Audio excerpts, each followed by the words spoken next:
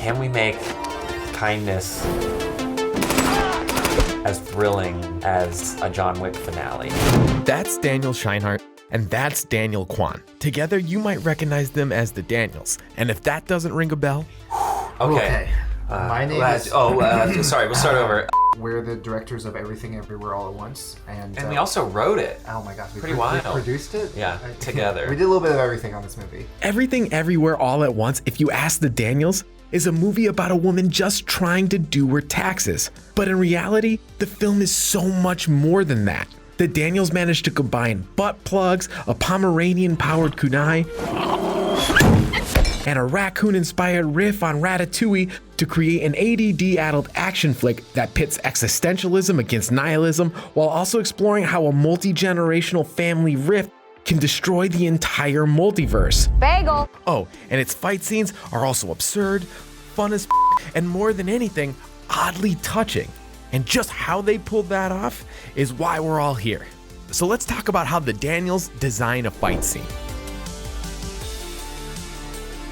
Like the title suggests, Everything Everywhere All at Once has a little bit of everything. The movie is filled to the brim with truly inspired visual gags, collaborations with YouTube fight choreographers, and budget-conscious lessons learned from the Daniels' long history of shorts and music videos.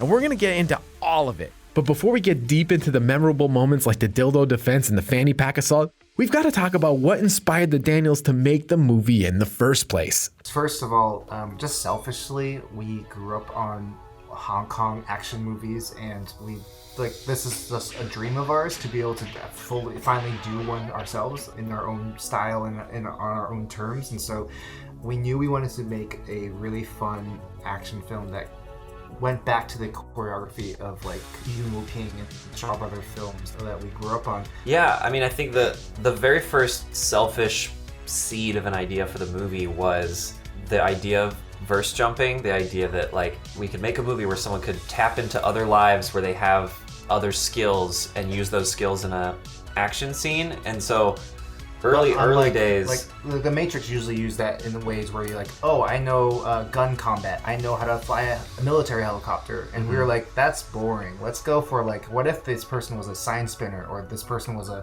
hibachi chef? Like, to us that was so much more interesting, and kind of goes back to how Jackie Chan movies used to be, where it's like this everyman is just picking up random objects and using them in surprising ways. Pretty much from the inception of the film, the Daniels were tinkering with some of action cinema's most iconic tropes with an eye toward adapting them to their unique brand of comedy. And that fusion is perfectly embodied in the sign-spinning fight where the Daniels combined the Matrix's insta-learn sci-fi trope with Jackie Chan's First Strike-esque use of random objects. Even the butt plug fight was also modeled off a classic action trope. And same thing with the butt plug fight, or the moment when they're fighting over the butt plug, is basically the trope of like when someone has a gun and people are fighting over the gun, except for instead of fighting over a gun, they're fighting over a trophy to stick up their butt. But not all of their references were so obvious. Okay, paper cuts, 4 of them, 1 between each finger. Like this cringeworthy paper cut moment, that was somehow inspired by No Country for Old Men. The problem-solving part of my brain was like, oh, I kind of want it to feel like that moment in No Country for Old Men when he has a wet gun and a attack dog is coming towards him, and he has to pull apart every single piece of the gun and dry every individual piece because he was just in the river. And you're watching this really intense moment, but he has to be so delicate and he has to be so precise. And just as the dog is about to jump and like bite his jugular, he puts the gun together and shoots them. So we're just replacing these tried and true moments that we've seen in action movies with something really silly. All jokes aside, at least for a second, the Daniels did have one major stipulation about making an action movie. But that being said, we also realized that we didn't want to make an action movie that condoned violence. When we came up with this idea of creating an action movie that eventually brought us to a place where the moral message was that empathy and kindness can be just as strong. Can we make a woman trying to be kind to a bunch of people and make them cry? Just as fun as like a Kill Bill. Thrilling. 我理解，但你不是一个服输的人，我又何尝不是？只是我们选择的处理方式不一样。 The Daniels were clearly aware of what they wanted to accomplish. The only thing I do know is that we have to be kind. But making an action movie that didn't condone violence was a bit of a paradox. Ensuring all the fights had an element of silliness was definitely a step in the right direction, but first, they needed to find the right on-screen talent and fight choreographers to bring this absurd kung fu kindness to life. It was very important to us that we don't avoid their faces in the fight scenes, which is what Hollywood ends up having to do when actors don't know martial arts or want to do the fights. And so we cast them specifically. From the very genesis of the project, we were like, what if we got Michelle Yeoh to be in our movie? That'd be so cool. And she's an insane martial artist. That'd be like such a treat. And then Key has like stunt training as well as like a black belt in Taekwondo. And we knew that going in, and that, so we choreographed the fights with their skills in mind. Thanks to their kick-ass script, the Daniels were able to get top-tier talent like Michelle Yeoh, but they also needed fight choreographers, which they found in a non-traditional place. The fight scenes, we actually had the Martial Club, this amazing team of martial artists that we found on YouTube. The Daniels needed sophisticated martial artists who can innovate fights that juggled movie references and absurdist comedy, all while working within the film's tight budget constraints. And the Martial Club were low-key the perfect guys for the job. For over a decade, they've been making both original shorts and reimagined fights that were love letters to movies like Ip Man, Mortal Kombat, and Crouching Tiger, Hidden Dragon on their YouTube page. And the Daniels not only leaned on their martial arts skills in front of the camera, but also behind it to help choreograph and visualize what the fights would look like. They did a lot of pre-visits beforehand just to show us what their fight scenes were like, and it was actually really great because some of the shots that they did were perfect, and we lifted that and copied it for our thing. But then also a lot of times just seeing something not done the way you want to do it, it like really sparks a lot for you. While the Martial Club helped the Daniels a ton with early fight ideas and camera coverage options, those ideas weren't set in stone. Having tried and true pros on set like Michelle Yeoh also brought their own experiences and helped tweak the fight so it felt more natural to them. Yeah, they made it their own. Michelle is like such a pro. And so like Michelle would just on the day be like, okay, teach it to me. And she'd do it a few times and she'd be like, there's something weird about this one move. And she'd be like, that doesn't feel right for me. I think I should do it this way. And they'd be like, oh, that's cool. And like, they'd make slight adjustments just right there on the day and then go action and then they'd do it. And it was like very impressive, kind of like working with a musician that knows their instrument. Who can just improv. All of the collaboration needed to design these fight scenes is yet another reminder that filmmaking is a joint effort. There's no way around it. The Daniels for sure relied on the expertise of both the actors and the stunt team, but they also counted on some low-budget lessons from their past, which they learned from all the shorts and music videos they've produced and directed. Learning hacks and cheats are essential skills for any filmmaker, and the squeeze of a tight budget is the ultimate teacher of those lessons.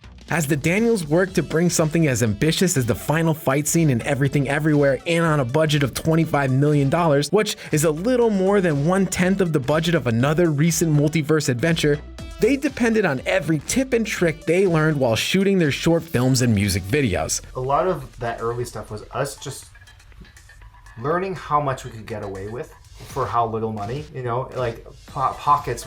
Quick pause here for a primer on the Daniels 2012 amazing short film Pockets. The short follows a man who is about to be mugged, but what the mugger doesn't know and is about to find out is that the victim's pockets are portals to other pockets, and of course, chaos ensues. Goes both ways.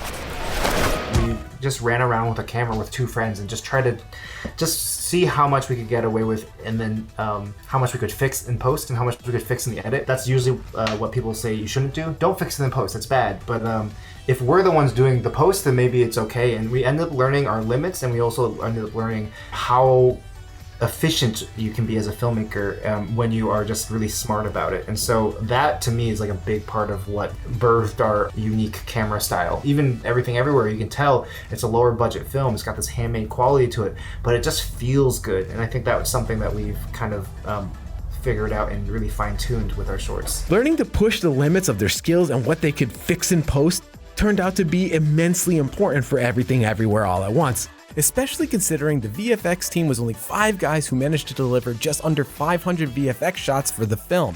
The Daniels were able to marshal their own talents as well as those of the film's cast and crew to create distinctly different fight scenes that the directors were extremely proud of. And I'm really proud of the fact that we made each one different, so that it's not like well, that one's a little bit this. It was really fun to shoot them because each one was like straight down to just the genre of the filmmaking, you know, we got to change it up and like shoot, you know, each one so differently, you know? So like the dogfight is shot messy, but it's so fun to watch an audience lose their minds during that scene because of the concept. And they're leaning forward being like, wait, is it, what's happening? Is that a real dog? While the Daniels were proud of all the fights and everything everywhere all at once, not all of them were created equal. Fights like the fanny pack fight and the final battle against Jobu Tupaki carried huge narrative burdens that the Daniels knew they had to pull off. The fanny pack fight is easily one of the more charming fights in the film. Watching Wayman whoop ass with his waist purse is another textbook example of how the Daniels infuse classic tropes with a bit of silliness to create something wholly unique.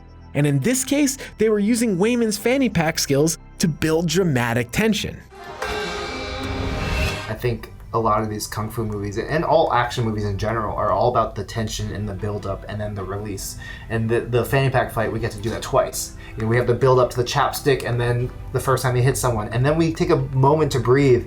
And that moment, I think most people think, oh, that's the end of the fight scene. But then he reaches into a fishbowl and sticks some rocks in it, and you're like, oh, this is just, you know, we're building tension again for one more go at it. But the Daniels were aware that this scene was more than just the first fight. It's the movie presenting itself to the audience for the first time, be like, this is what we're going to be doing for the next hour and a half. The tension that we build up leading up to the moment when he hits the first security guard is just like so much fun. Fast forward through the dildo fight, the dog fight, and some rocks with googly eyes, and we eventually get to the final showdown, the battle between mother and daughter, between light and dark, between kindness and indifference, the battle the Daniels were most nervous about pulling off. The scene I'm most proud of is luckily the finale, which it was the one that we weren't sure was going to work. And it was the one that had to.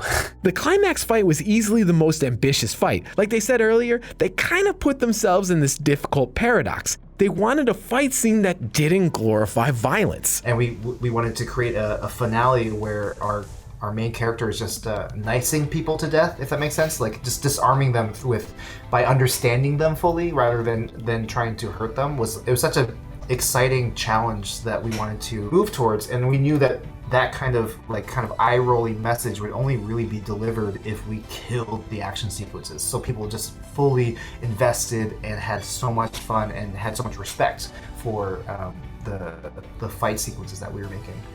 Thank you. Even after they shot it, they still weren't confident that they figured it out. Can we make kindness as thrilling as, you know, a John Wick finale? Can we make, you know, a woman trying to be kind to a bunch of people and make them cry just as fun as like a Kill Bill thrilling? Yeah. And so when we finally cut it together and got the music right, I was like, oh my god, I've never seen this before, and I've always wanted to see this, you know? The Daniels tasked themselves with creating a movie based on a paradoxically absurd premise, making an action film that doesn't glorify violence. In the hands of lesser filmmakers, making kindness as thrilling as John Wick sounds almost impossible, but the Daniels are pretty damn good at achieving the impossible. They managed to convince Harry Potter to play a farting corpse. And to ensure their follow-up film was no sophomore slump, they doubled down on their absurd sense of humor to create some unforgettable fight scenes that reimagined action movie tropes to do the impossible. Make kindness exciting. Hey guys, thanks so much for watching. If you dug the fight scenes and Everything Everywhere All at Once as much as we did, be sure to check out our top 10 fight scenes and our Art of the Scene on Kill Bill Volume 1. And as always, be sure to subscribe to IGN Movies and TV.